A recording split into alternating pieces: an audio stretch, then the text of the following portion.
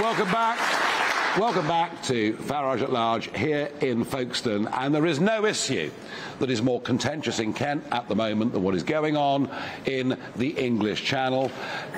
Last year, 8,400 people crossed the Channel. These are illegal crossings. They're organised by criminal gangs.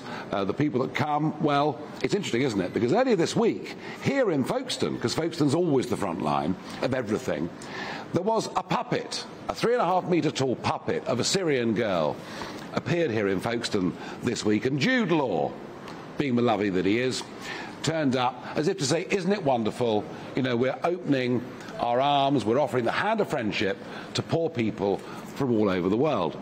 The one thing about that argument that's always struck me is, firstly, those that come are coming from a safe country, namely France, which is a safe country, unless you're a British fisherman, it might be different then.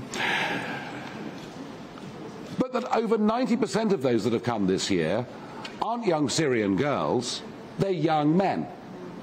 They're young men between the ages of 18 and 30, and most of whom, I think, would have come from countries where they would never qualify for refugee status. This is an issue that I felt very, very strongly about. But I could see that the pull factors are very great. And the pull factors are that you come to this country, you're going to get put up in a 4-star hotel, you're going to get put up in private accommodation, you're going to get 3 meals a day, you're going to get dental care, you might even get to see a GP, which many living in this country can't.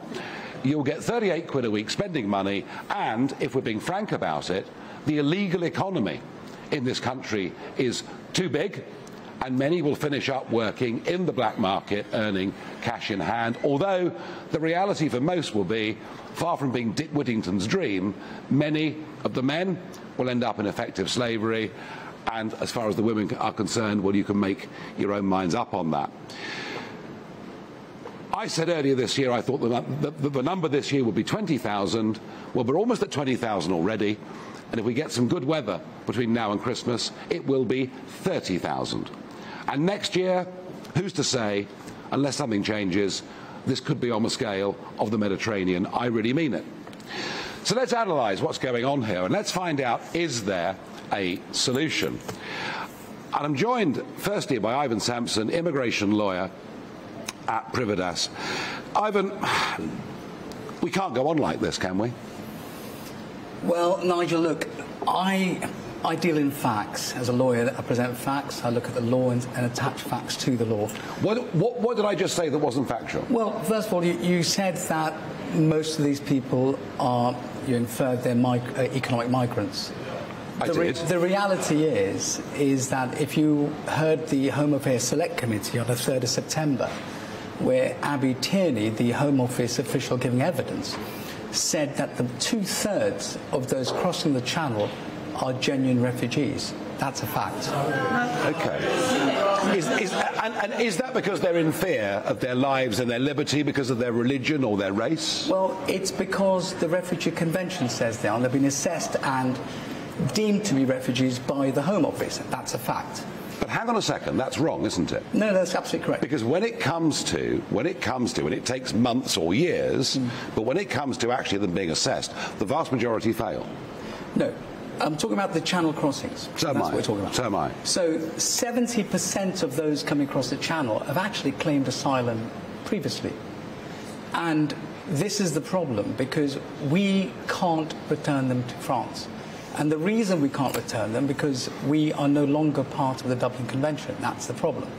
So what Priti Patel should be doing is entering into bilateral agreements with the European Union so that 70% of them could be returned. I have to say, Ivan, your figures, I dispute your figures completely. I think the numbers that have claimed asylum previously are probably nearer 20% than 70%, because the Holy Grail is getting to this country, because they can see this country is a soft touch in every way.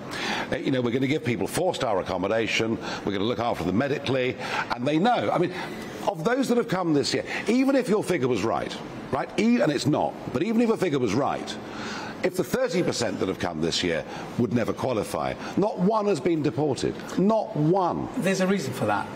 The problem Priti Patel has is twofold. One is that they don't have identity documents. And why is that? Because most of them will dispose of them before getting here. Well, shouldn't that disqualify them? Well, look, I'll give you an example. As a refugee, you can actually enter into the country with a false document. You can do that. You can have a fake passport. The Refugee Convention was drafted loosely because the founders who drafted it knew the problems that refugees face. Look, I dealt with a refugee recently, 2 sisters. One had been shot in the head by a criminal gang. The other one had been told, while we rape you, unless you enjoy it, we're going to shoot you as well. You see, these are the types of people, the genuine refugees. What we have to do is identify the genuine refugees. So these, I mean, I understand what you're saying, and I think we all understand there are genuine refugees, and this country, through centuries, has given home to French Huguenots, to Jewish people, to Ugandan Asians. I mean, nobody could ever say this country wasn't closed-minded to those in genuine need. I think the problem we have are the images, Ivan, of very, and quite often quite aggressive young men coming into this country, and we're asking ourselves why. We're asking ourselves, where's the end to this? And let me ask you this question. What number is acceptable to cross the Channel for us? I think as a country we need to accept about 100,000 a year. And let me explain, because I know it sounds like a shock to you. No, go on, please. I'm all ears. We have about 26 million refugees. Amnesty International is genuine refugees around the world, approximately. Of those, half are children. We accept about 3,000 children a year of the 14 million refugee children in the world. That's what we accept, 3,300 every year. There are 149 signatories to the convention. Now, we accept 0.001% of the refugees in the world. Those are the facts. If you look at Germany, they accept 100,000. I accept it's a bigger country with a greater population, but if we worked out per capita, we can stop the migrant channel crossing by simply processing each refugee outside the UK in designated centres. And is that your solution to the channel problem? And the UNHCR needs to allocate refugees. Every country needs to take their share, all right, including this. So, Ivan, your proposal for solving this problem, and I mean, I'm amazed there have not been mass drownings. I'm amazed, given how busy those shipping lanes are, we've not had a day when 50 are drowned or whatever.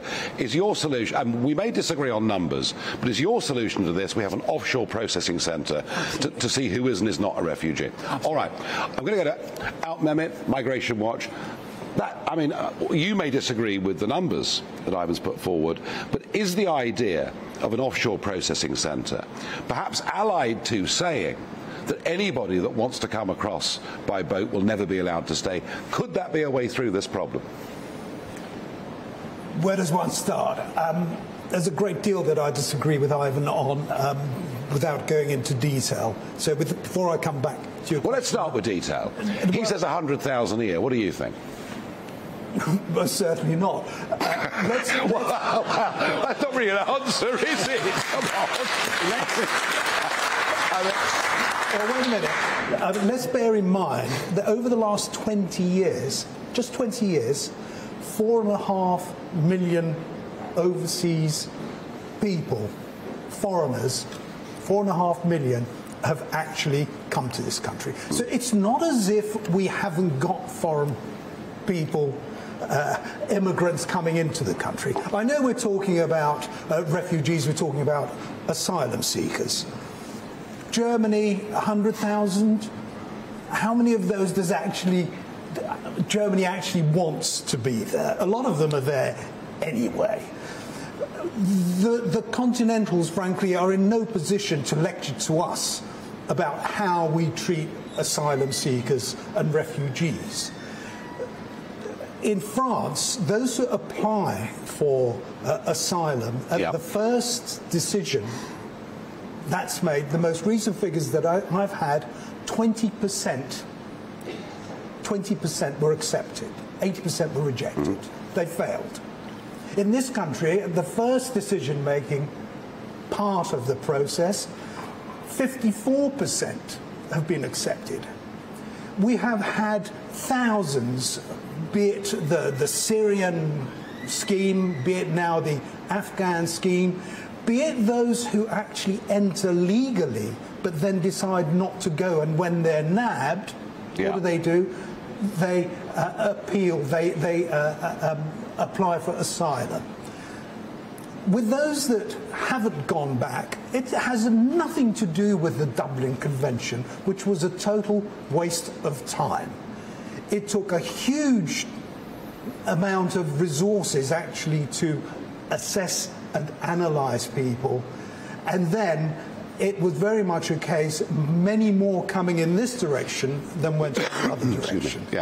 So, I won't have it, frankly, that somehow when we were part of the EU, this was all a lot easier. The reason why they're coming, I'll tell you why they're coming, and you're right, more than double really what it was last year, and we were both saying at the beginning of the year we're heading towards 25,000. Well, we're almost at the 25,000 level. 20, Now the fact is that people are coming because they can, because it's easy. The moment that you are stepping into a dinghy, you're effectively home and dry. Until we can reverse that perception. I agree with that. But it's okay, because Priti Patel gave a tough speech at the Tory conference, so it's all going to be sorted, isn't it? Did she? Oh, yes, she always gives tough speeches. No, I didn't hear any toughness in the speech that she gave. It was... But I mean, the point, Ivan's right, isn't it? That as soon as they're in a dinghy, as soon as they're a couple of hundred yards off the shore, they're here, they're going to stay. If we sat here this time next year, where would we be with this? I think, look, we need to take asylum process out of the hands of the Home Office. They're not fit to run the asylum system. You might get a big level of agreement in this room on that one, I think. If you look at the backlog of asylum decisions and the length of time it takes to make those decisions, I know. It's years. And it costs an extraordinary amount of money. So this time next year, where will we be? I think there's going to be bilateral agreements. There has to be. With France? With France. Well, with the whole of the EU 27. But we need to put asylum in the hands of the UNCHR. That's what we need to do. See, if we had an offshore processing centre, when a migrant came across to the UK, we just send them back. Legally. Send them back. No, I get that point I get. We would take the decision-making process, we should take it out of the hands of the Home Office, put it in the hands of the UNCHR, funded by the 149 countries signed up. I suspect if UNHCR were in charge, they'd be ask us to take $1 million every year. Final word to you, Al. Final word to you, Al. Where are we going to be this time next year? Where are we? It depends, but my belief is that very little will happen to change what is happening now, and we could be looking at 30,000, 40,000 next year. And unless we start sending people back and really being forceful about that, I'm afraid it's going to continue because they can. Okay. Gentlemen, thank you very much, both indeed. Thank you, Thank you.